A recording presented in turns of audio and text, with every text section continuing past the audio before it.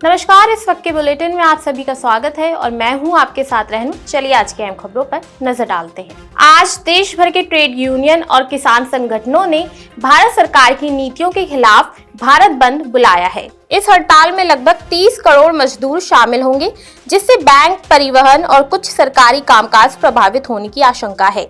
भारतीय श्रमिक वर्ग को राष्ट्रव्यापी आम हड़ताल की तैयारी कर रहा है, जिसे कृषि, ग्रामीण और अनौपचारिक श्रमिकों का प्रतिनिधित्व करने वाले संघों का समर्थन प्राप्त है। ये हड़ताल 14 राष्ट्रीय ट्रेड यूनियनों द्वारा संयुक्त रूप से आयोजित की गई है, जिसमें केंद्रीय और राज्य सिविल सेवाओं के कर्मचारी और शिक्षक, केंद्रीय और राज्य सार्वजनिक क्षेत्र के उपक्रमों के श्रमिक समूह और स्वतंत्र ट्रेड यूनियन शामिल हैं। किसान संगठन संयुक्त किसान मोर्चा ने किसानों से होने वाली अखिल भारतीय आम हड़ताल के समर्थन देने का आह्वान किया।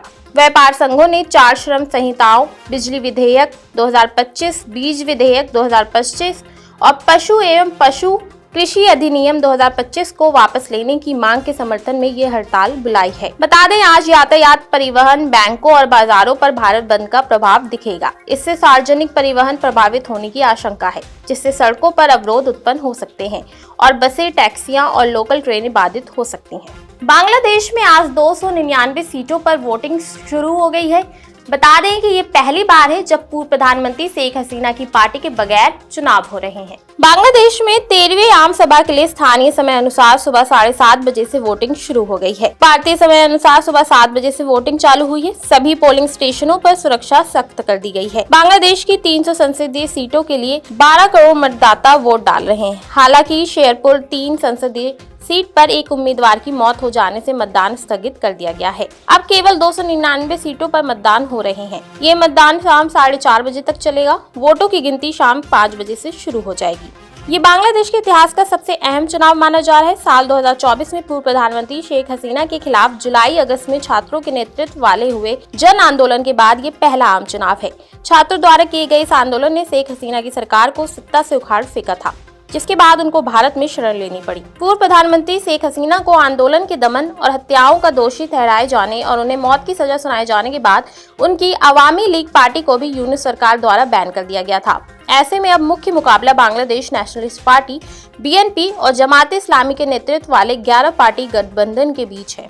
दिल्ली NCR में मौसम में लगातार उतार चढ़ाव देखने को मिल रहा है। दिन के समय धूप निकल रही है, वहीं मौसम विभाग ने आज भी मौसम साफ रहने का अनुमान जताया है। बता दें, दिन चढ़ने के साथ ही तीखी धूप निकलेगी, जो परेशान कर सकती है, लेकिन शुक्रवार को मौसम में फिर बदलाव देखने को मिलेगा। मौसम विभाग के मुताबिक दिल्ली में आज 12 फरवरी को आसमान एकदम साफ रहने का अनुमान है। सुबह और शाम के समय हल्की सर्दी रहेगी, लेकिन दिन चढ़ने के साथ ही तीखी धूप निकलेगी, जिससे लोगों को चुभने भरी गर्मी का एहसास होगा। सुबह के समय बेहद हल्का कोहरा रह सकता है, लेकिन दिन में मौसम एकदम साफ रहेगा। दिन में धूप होने के चलते लोग धूप से बचते दिख रहे हैं। गुरुवार को दिल्ली का अधिकतम तापमान 26 डिग्री सेल्सियस तक पहुंच सकता है, जबकि न्यूनतम तापमान करीब 11 डिग्री सेल्सियस रहने का अनुमान जताया गया है। मौसम विभाग के मुताबिक शुक्रवार को मौसम में फिर से बदलाव देखने को मिलेगा। हिमालय क्षेत्र में 13 फरवरी और 16 फरवरी को 2 नए पश्चिमी विक्षोभ एक्टिव हो रहे हैं, जिसका असर दिल्ली में दिखाई देगा। अगले 24 घंटों में इसके चलते शुक्रवार को दिन भर आंशिक तौर पर बादल छाए रहने का अनुमान है। राजपाल यादव के 9 करोड़ के चेक बाउंस और लोन डिफॉल्ट मामले में आज सुनवाई होगी। राजपाल यादव की मदद के लिए बॉलीवुड स्टार सलमान खान, अजय देवगन, फिल्म निर्माता डेविड धवन और उनके अभिनेता पुत्र वरुण धवन समेत कई हस्तियों ने और हाथ बढ़ाए हैं। बता दें कि दिल्ली हाईकोर्ट के आदेश के बाद बॉलीवुड अभिनेता और कॉमेडियन राजपाल यादव तिहाड़ में सलाखों के पीछे हैं। 4 फरवरी को हाईकोर्ट ने चेक बाउंस मामले में अभिनेता की धन व्यवस्था के लिए 1 सप्ताह की मोहलत और देने के अंतिम याचिका को खारिज कर दिया था और अभिनेता को बिना किसी देरी के तिहाड़ में आत्मसमर्पण करने का निर्देश दिया था। इसके बाद 5 फरवरी को राजपाल यादव ने तिहाड़ में आत्मसमर्पण कर दिया था। लोकसभा में नेता प्रतिपक्ष राहुल गांधी के खिलाफ सरकार विशेष अधिकार हनन प्रस्ताव ला सकती है।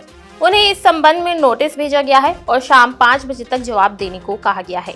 सत्ता पक्ष ने लोकसभा में दिए गए राहुल गांधी के भाषण के कुछ हिस्सों पर कड़ी आपत्ति जताई है। उनके बयान के बाद सदन में राजनीतिक माहौल गर्मा गया है। राहुल गांधी ने अपने भाषण में एप्स्टीन फाइल्स का जिक्र किया।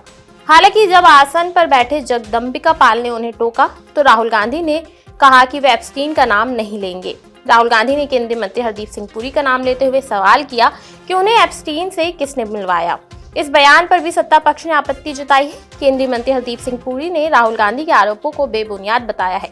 उन्होंने कहा है कि दो तरह के नेता होते हैं, एक वो जो सार्वजनिक जीवन में जिम्मेदारी निभाते हैं और देश को आगे बढ़ाते हैं, और दूसरे वो जो कभी कभी संसद में आते हैं और भाषण देकर चले जाते हैं। पुरी ने कहा है कि जेफरी एप्स्टीन के साथ उनकी बातचीत के उनके खिलाफ लगे आरोपों से कोई संबंध नहीं था। उनका मुख्य संपर्क लिंक्डइन के सह संस्थापक रीड हॉफमैन से था, जिन्हें उन्होंने भारत आने का निमंत्रण दिया था।